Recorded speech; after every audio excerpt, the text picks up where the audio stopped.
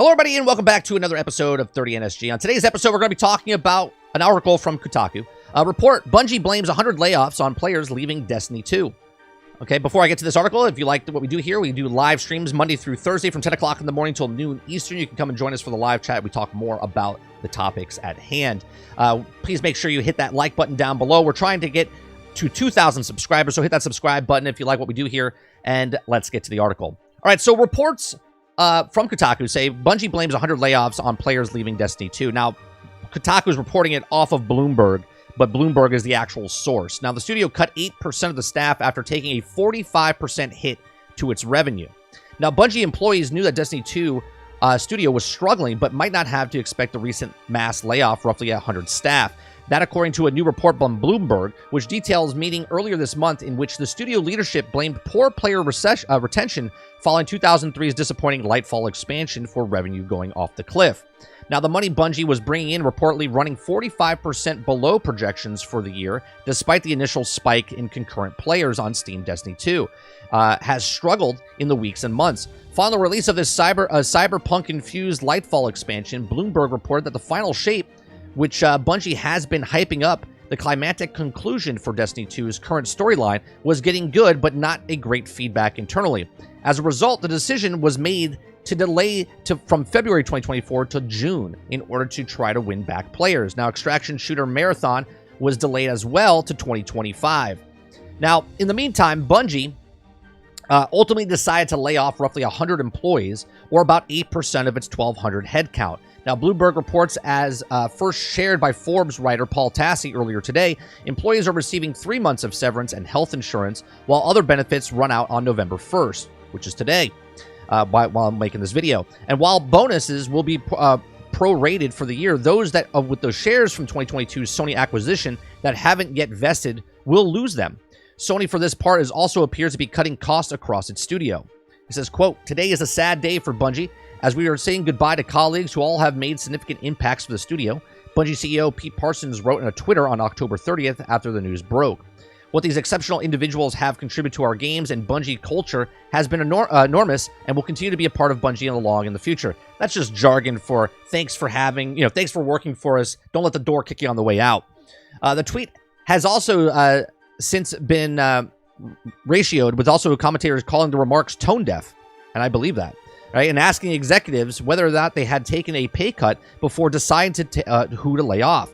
Bungie has so far declined to comment on the situation. So, here's the thing, right? Obviously, before it was only 25 people. Only 25 people. It was only 50 people. And now it's 100 people as of today, okay? We don't know if there's more people being laid off. But here's the thing. Everyone wants to automatically blame Sony, right? Because Sony bought them, and they're like, well, they have to make money, and they're not getting their marks, so Sony's told them, you have to let people go. And Bungie's like, oh, we didn't really want to, right? They blame shift, okay? Bungie has had problems for years, okay? But they always have someone to be a scapegoat. If it was Microsoft back in the day, if it was Activision when they left there, and now, while it's with Sony, right? The years in between, nothing happened. No problems, right? No problems from when they went solo for the 2.5 years they were solo, and when they got picked up by Sony, and now Sony has them, and they're like, well, see, this is a Sony. If it wasn't for Sony, Bungie would be fine. Why did Bungie get bought? Why did they need to get bought? If Bungie was so good on their own, why did they need to be paid for? It's because they can't hold on to money. They constantly need money because they have terrible management. Terrible management, okay? This is known from people that have worked in the industry. This is known from people that worked in the company. When I went to TwitchCon back in 2016 and other conventions, I talked to people that worked inside the studio of Bungie, and they all said the exact same thing, right? Great game, management's terrible, okay? And yet here we are, the Destiny fans that are just so infatuated with Bungie because they love the game that they've created, they see no wrong. Bungie can never do anything wrong. It's always somebody else, right? It's always somebody else. This is a problem within, This is going to be a problem. I hope that Bungie doesn't do what they did to Microsoft and Activision, right? They make it look like Microsoft and Activision were the bad guys. But really, Bungie is the bad guys, okay? Bungie as a company has problems, upper management and with money issues.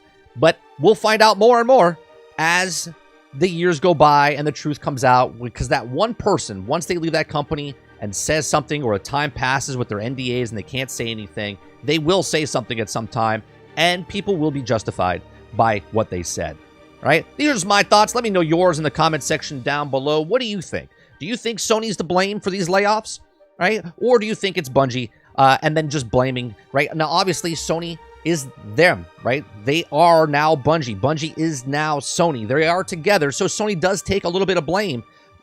But Bungie is the ones with the problems, and Sony inherit that when they paid $3.6 billion. Again, these are my thoughts. Let me know yours in the comment section down below. Please make sure you share, like, and subscribe, and I'll see you guys on the next one.